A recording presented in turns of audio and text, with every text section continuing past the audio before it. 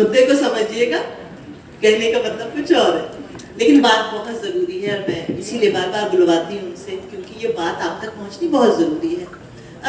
जब हम ये बात बोलते हैं ना, 1970 या 71 की बात है, अंदाज आई थी।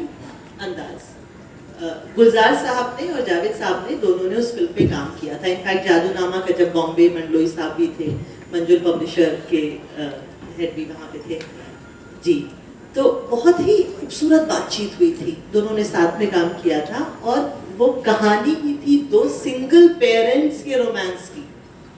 एक औरत है सिंगल पेरेंट, एक आदमी है सिंगल पेरेंट, दोनों ये सोचते कि भाई शादी हो जानी चाहिए। वो 1970s का दौर था जहाँ सेकंड मैरिज तो छोड़िए, फर्स्ट मैरिज ही डिवोर्स या सेपरेट हो जाना एक टैबू हुआ करता था। जावेद साहब, जब आप और सलीम साहब जैसे ख्यालात के लोग उस दौर में आए, जब एक ख़ास तरह की फिल्में बन रही थी और आपके ये ख्यालात थे जो बेताब थे आपके काम में रिफ्लेक्ट होने को, तो प्रोड्यूसर्स का या टीम मेंबर्स का रिस्पॉन्स क्या होता था? बहस होती होगी? देखिए, अंदाज का तो मैं इतना क्रेडिट नहीं लेना चाहूँगा, इसलिए वो कहानी हमारी नहीं थी, सचिन गोपी साहब की थी।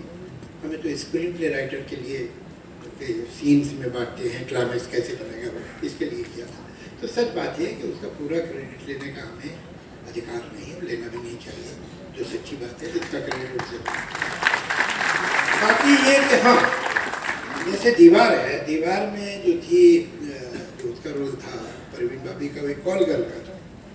और मैंने ये समझाया कि भाई देखिए, ये कोई हीरोइन तो है नहीं, आप लोग क्यों परेशान हो रहे हैं, हीरोइन तो है निरूपा रॉय, ये तो एक साइड कैरेक्टर है, अगर ऐसी रहती भी है तो क्या रहती।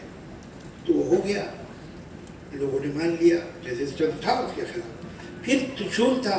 अच्छा, हमारी फिल्मों में बहुत से लोग जिनकी उम्र 40 से ऊपर है वो ज़्यादा समझेंगे इस बात को, जो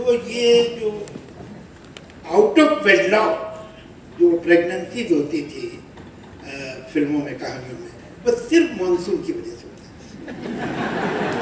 ये बारिश बहुत हो जाती थी तो ऐसा होता था।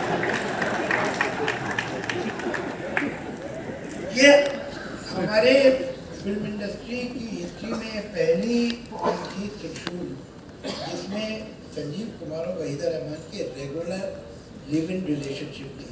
वो तकरीबन साथ ही रहते थे और उनकी शादी नहीं हुई थी, और फिर उसके बाद उनका बेटा पैदा हुआ, तो आगे कहानी चलती है। ये पहली बार हुआ था, वरना धूल का फूल हो, ये हो, वो हो। अब वो बारिश हुई तो बेचारे क्या करते।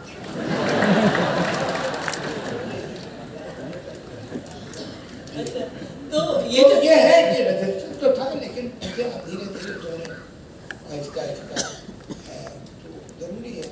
लेकिन ये है कि एक ही दिन में सब कुछ नहीं होगा, और Aahista Aahista you should push that way.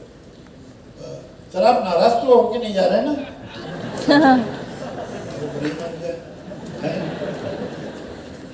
देख रहे हैं बारिश तो नहीं।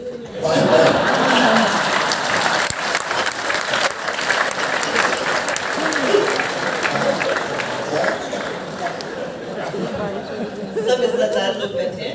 जावेद साहब,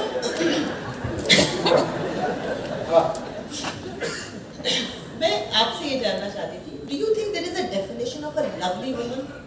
Can you from your own? Of course, come to Bombay, मिला दूँगा।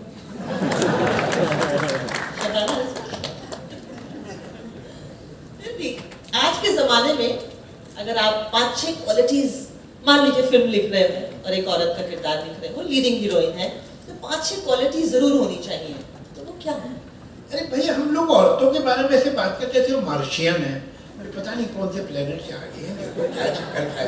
भाई इंसान है, वो पर्सन है, दैट्स ऑल।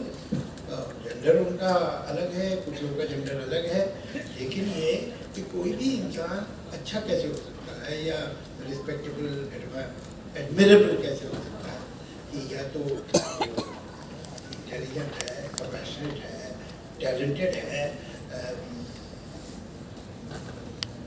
उसमें सेंस ऑफ ह्यूमर है, अच्छे दिल का है, दोस्तों को, अपने रिश्तेदारों का ख्याल रखता है, और कोई काम करना चाहता है और काम अच्छा करते रहता है, कोई सभी काम जो उसे पसंद है, वही इंसान आपको अच्छा लगेगा। वो इंसान औरत हो कि मर्द हो। तो ऐसी कोई अलग से खूबी क्या चाहिए आपको एक औरत में कि ये तो एक अलग स्पेशल खूबी है सर कि ये खूबी मर्दों में नहीं होनी चाहिए। तो कौन सी खूबी है जो औरत में हो तो अच्छा, मर्द में हो तो बदला? तो ऐसी ऐसा कुछ है क्या? हो नहीं सकता। अरे तो अच्छी बात है, अच्छी बात है, औरतों में भी होनी चाहिए। बट यहाँ कितना ये है कि औरतों में ज़्यादा खूबी से मर्द डर जाते हैं। उनको हर तरह की औरत बर्दाश्त है, इंटेलिजेंट औरत से बर्दाश्त, इसलिए कि वो जब बोलेगी तो इन्हें लगेगा तो काफ़ी बेवकूफ़, ये उनकी मेल ईगो बर्दाश्त नहीं करती। तो अक्सर औरतें जितनी इंटेलिजेंट होती हैं वो छुपाती हैं इस बात को कि मैं इतनी intelligent. They are very clever. They hide it. They know it will be resented. अच्छा, औरत तो इतनी समझदार है तो वो अपने को थोड़ा सा डम बना के रखती है, होती नहीं है।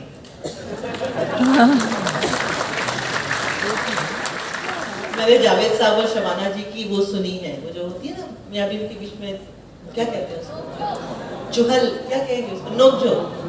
शबाना जी बहुत अच्छे से, I know Javed, I do this for a living. Javed साहब चुप हो जाते।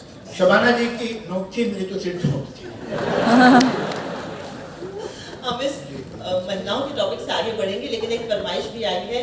वही कैफी आजमी साहब, आपके जो ससुर थे, उन्होंने इतनी प्यारी एक नज़म लिखी थी औरत, जिसमें कि वो 4-5 लाइन्स इतने मशहूर हैं कि उठ मेरी जान मेरे साथ ही चलना है तुझे, जिसमें जलता हूँ उसी आग में जलना है तुझे। आप अपनी एक छोटी सी नज़म औरत के ऊपर भी सुना दीजिए, कुछ लाइनें जो लिखी हो।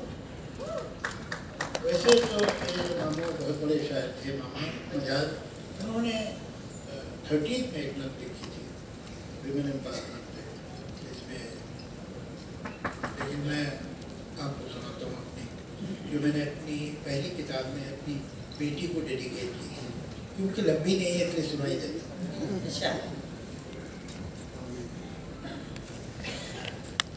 ये जीवन एक राह नहीं एक दोराहा है, पहला रास्ता बहुत सहल है, इसमें कोई मोड़ नहीं है, ये रास्ता इस दुनिया से बेजोड़ नहीं है, इस रास्ते पर मिलते हैं रीतों के आंगन, इस रास्ते पर मिलते हैं रिश्तों के बंधन, इस रास्ते पर चलने वाले कहने को सब सुख पाते हैं, लेकिन टुकड़े टुकड़े होकर सब रिश्तों में बढ़ जाते हैं, अपने पल्ले कुछ नहीं बचता, बचती है बेनाम सी उलझन, बचता है संसार का ईंधन, जिसमें उनकी अपनी हर पहचान और उनके सारे सपने जल बुझते हैं, इस रास्ते पर चलने वाले खुद को खोकर जग पाते हैं, ऊपर ऊपर तो जीते अंदर अंदर मर जाते हैं। दूसरा रास्ता बहुत कठिन है, इस रास्ते में कोई किसी के साथ नहीं है, कोई सहारा देने वाला हाथ नहीं है, इस रास्ते में धूप है कोई छांव नहीं है, जहां तसल्ली भीख में दे दे कोई किसी को, इस रास्ते में ऐसा कोई गांव नहीं, तुम इस रास्ते पर ही चलना। मुझे पता है ये रास्ता आसान नहीं है, लेकिन मुझको ये गम भी है, तुमको अब तक क्यों अपनी पहचान नहीं।